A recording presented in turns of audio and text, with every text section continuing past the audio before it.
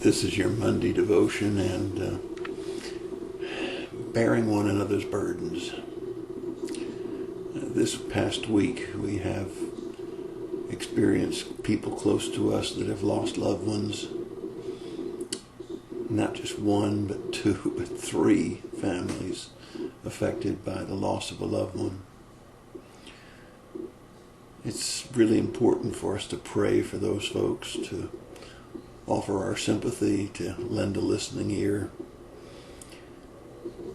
In Galatians chapter 6, Paul writes to the Galatians and he says, "Brethren, even if anyone is caught in any trespass, you who are spiritual, restore such a one in a spirit of gentleness, each one looking to himself, so that you will not be tempted." Christians tend to bury their wounded. Yeah, I didn't misstate that. Christians tend to bury their wounded. We're called to restore them. Spirit of reconciliation, spirit of repentance. And we're to do it with gentleness, not hateful, not dogmatic and angry, but a gentleness.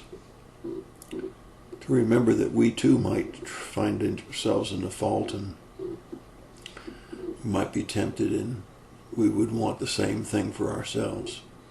But here's the point of the bearing one another's burdens. It's in verse 2. Bear one another's burdens, therefore fulfilling the law of Christ.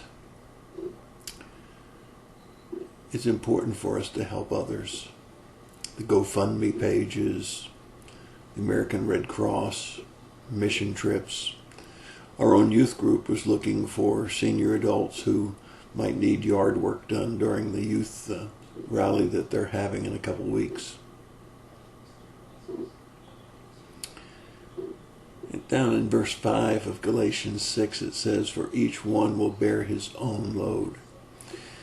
We shouldn't look for others to take care of our load. Sometimes we can't carry all of the load that we have. I remember a funny story. I'm not sure I'll get it exactly the way it was said, but a man and his son and a mule were walking down the road. Some of the people by the wayside said, "That's ridiculous. Why are they walking when they have the mule to ride?" So the next time they were seen, the boy was on the mule and the man was leading the mule.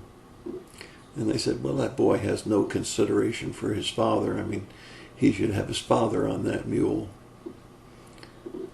Now, the next time they saw them, the father was on the mule, and somebody said, "Well, that mule's strong enough to carry both of them."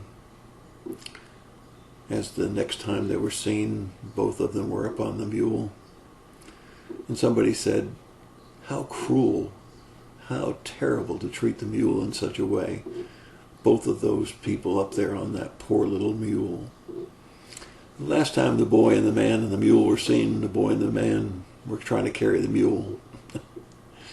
Well, we should carry what we can, and we shouldn't look for others to carry our burdens. We should carry as much of our burden as we possibly can. But when we see somebody that's loaded down and can't carry their burden, that's the time we're supposed to come alongside. That's the time that we're to help out. In Romans 15:1 it says, "Now we who are strong ought to bear the weakness of those without strength, and not just please ourselves." GoFundMe's, giving to missions, going into lands and digging wells. These are good things. But we need to remember also to carry our own burdens. Our example is Christ. In Isaiah 53:4 it says, "Surely our griefs he himself bore, and our sorrows he carried." Jesus carried ours when we couldn't carry them for ourselves. And so we should look to him as our example. When we see our friends and our neighbors doing all that they can for themselves, but still overwhelmed by the load that they have, we ought to carry one another's burdens, just as Paul said to the Galatians. That's your thought for the day. God bless you and have a great day.